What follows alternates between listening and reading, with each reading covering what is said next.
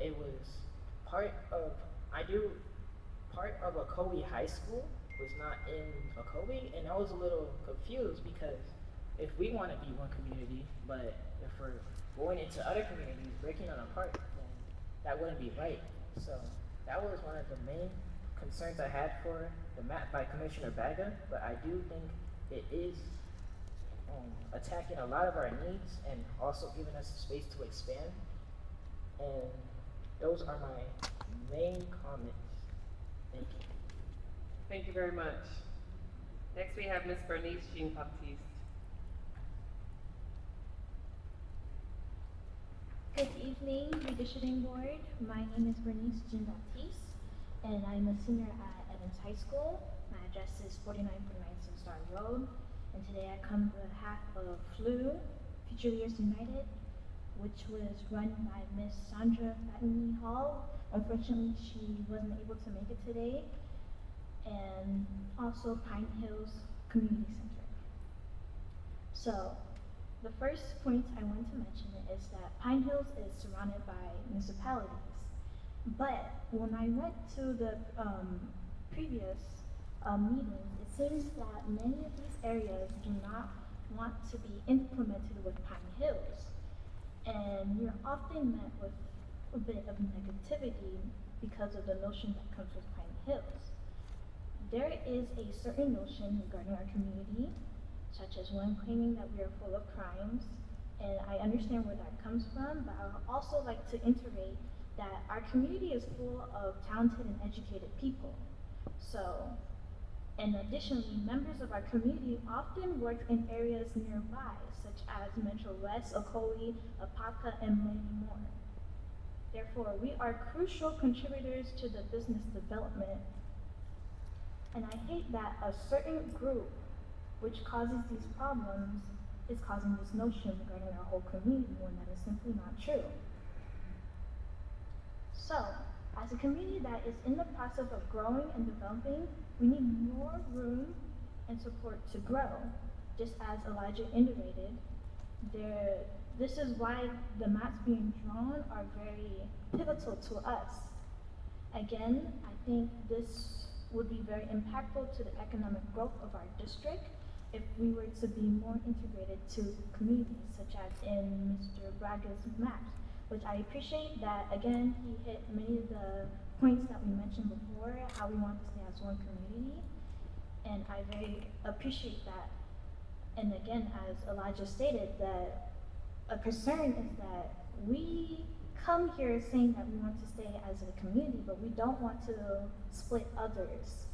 So again, you know, where the map is being drawn, where Ocoee High School is not really in the borderline, is a concern for me because I have friends and families that stay in Ocoee.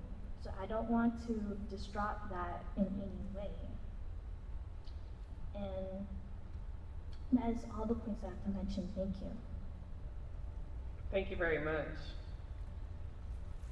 We next have Dr. Latanya Nichols, followed by, I believe, Nelson Betancourt, and then Charles Hassel, and then Trini Quiros.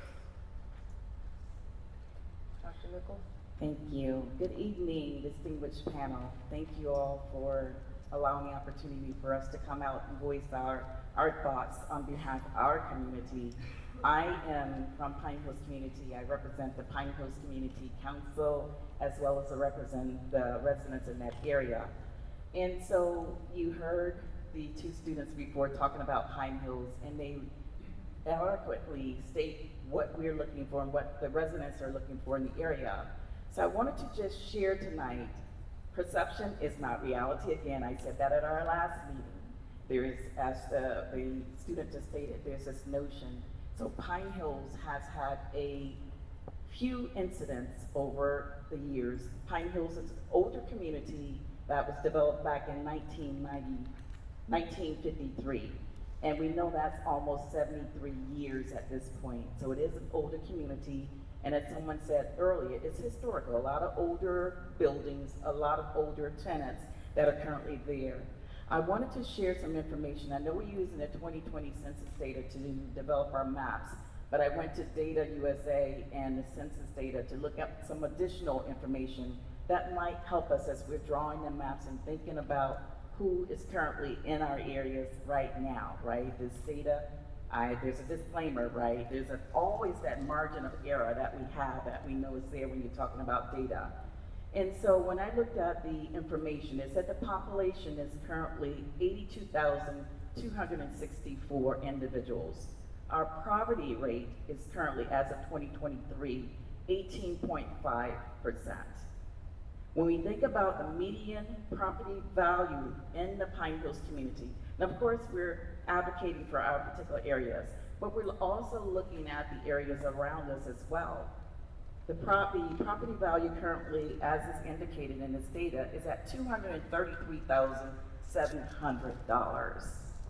And I know this because I'm looking at data that's coming through Zelle and all these other locations, Zillow, that's related to property value. So we know that that's about what it is.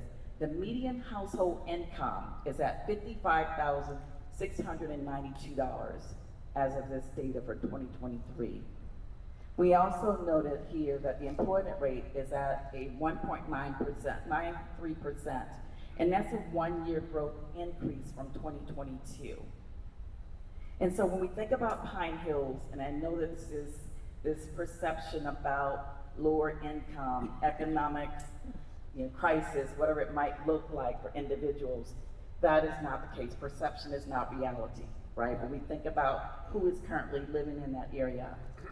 And I wanted to state here that the goal of redistricting is to rebalance the population between the commission districts so that no commissioner